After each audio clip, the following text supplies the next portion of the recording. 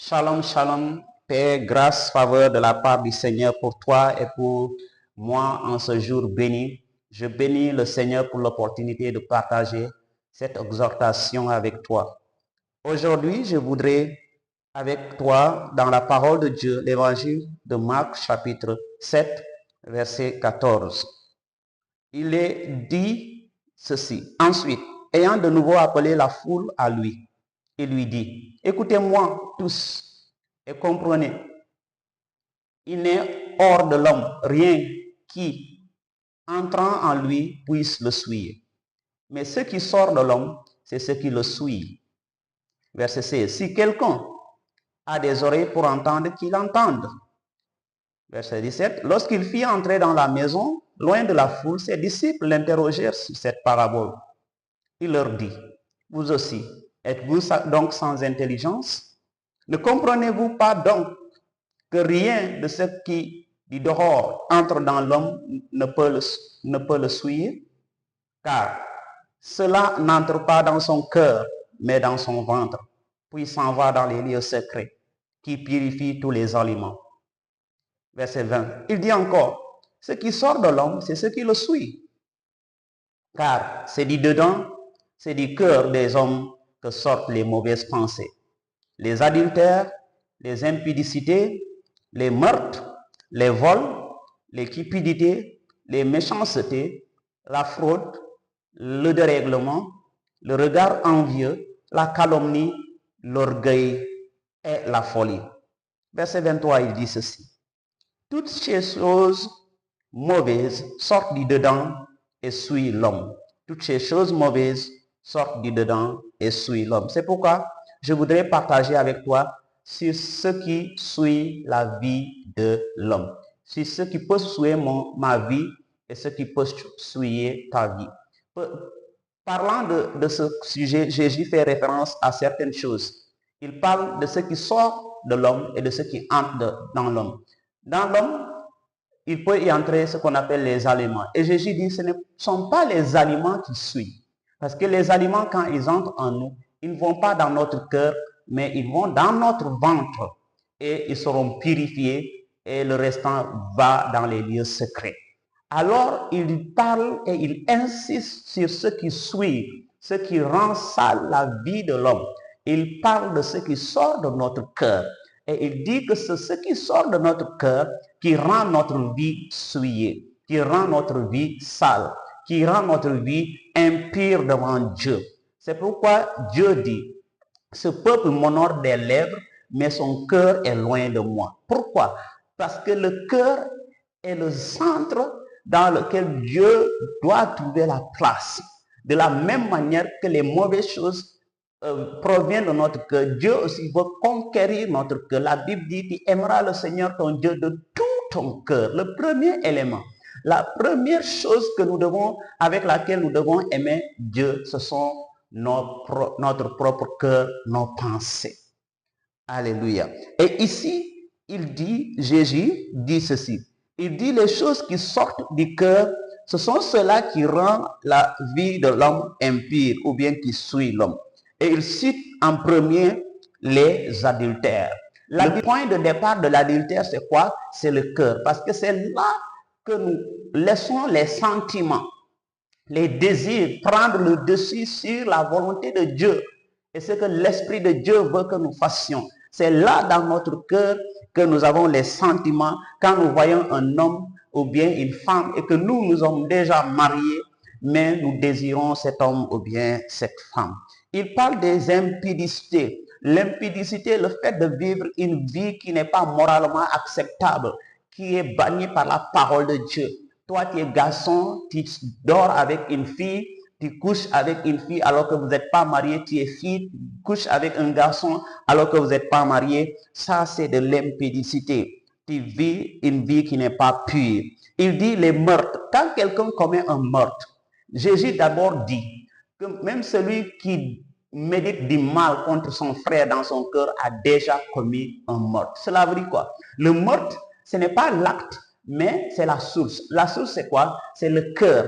Le cœur médite. Le cœur entretient la colère, entretient la haine, entretient même l'envie. Toutes ces choses-là sont cuisinées, préparées dans notre cœur avant que l'acte de meurtre n'arrive. Et nous voyons ici encore, il parle du vol. Les gens qui volent, ce sont des gens qui ont déjà médité ça, préparé ça dans leur cœur. La cupidité, c'est le fait de vouloir prendre tout, même ce qui appartient aux autres, ce qui appartient à la communauté. Nous récupérons ça et nous prenons ça parce que nous pensons à notre seul bien-être. Les méchancetés, il parle des méchancetés. Il y a des actes, des choses que nous faisons qui sont méchantes. Nous pouvons dominer sur quelqu'un parce que nous avons l'autorité, parce que nous avons la position, parce que nous avons le titre. Dieu ne veut pas que nous puissions être des personnes méchantes. Il parle aussi de la fraude. Être frauduleux, c'est manquer d'intégrité. Quelqu'un qui fait de la fraude est quelqu'un qui manque d'intégrité. Cela veut dire quoi? Il y a des gens, à cause de leur position, à cause de leur titre, à cause du mandat qu'on les a donné, ils profitent cela pour commettre des choses qui sont frauduleuses. La Bible dit que la fraude est un péché et ça suit notre vie. Le dérèglement, quelqu'un qui n'observe pas la parole de Dieu, quelqu'un qui est hors la loi, quelqu'un qui n'obéit pas au commandement de la parole de Dieu est quelqu'un qui vit dans le dérèglement. Le regard envieux, tu vois quelque chose qui n'est pas à toi, mais tu jettes un regard envieux. La calomnie, c'est le fait de vouloir dire des choses que toi-même tu sais que ce n'est pas vrai, mais tu dis ça pour détruire la vie de quelqu'un. Tu dis ça pour détruire l'image de quelqu'un. Tu dis ça pour détruire l'honneur de quelqu'un. Ça, c'est ce qu'on appelle la calomnie. Et Dieu dit que ça, c'est un péché, mais ça suit notre vie parce que ça sort de notre cœur.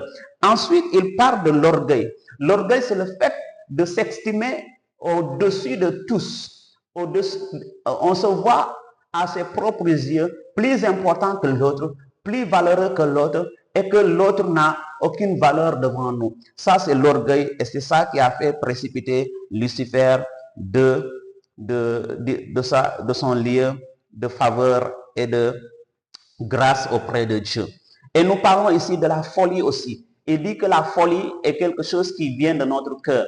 Les gens pensent que peut-être que c'est les gens qu'on appelle les fous. Non, ça ce sont des malades mentaux qui ont un dérèglement mental. Mais il y a des fous qui marchent partout. Il y a des fous qui entrent dans nos églises. Il y a des fous qui entrent dans les lieux de culte. Il y a des fous qui sont beaucoup dans les maisons. Pourquoi? Parce qu'ils n'obéissent pas à la parole de Dieu. La parole de Dieu appelle insensé celui qui n'obéit pas, celui qui n'écoute pas, celui qui ne marche pas selon le plan de Dieu, selon la parole de Dieu est un insensé, c'est-à-dire c'est quelqu'un qui est dans la folie de ne pas obéir, la folie de ne pas marcher, la folie de ne pas se soumettre à la parole de Dieu. Et Dieu dit que ça, ce sont les choses mauvaises qui suivent la vie de l'homme. Et la Bible dit, toutes ces choses mauvaises sortent du dedans et suivent l'homme. Donc, il faut retenir ce matin, ou bien ce soir, quel que soit là où tu m'écoutes, il faut retenir que la chose qui suit ta vie devant Dieu, c'est la chose qui sort de ton cœur.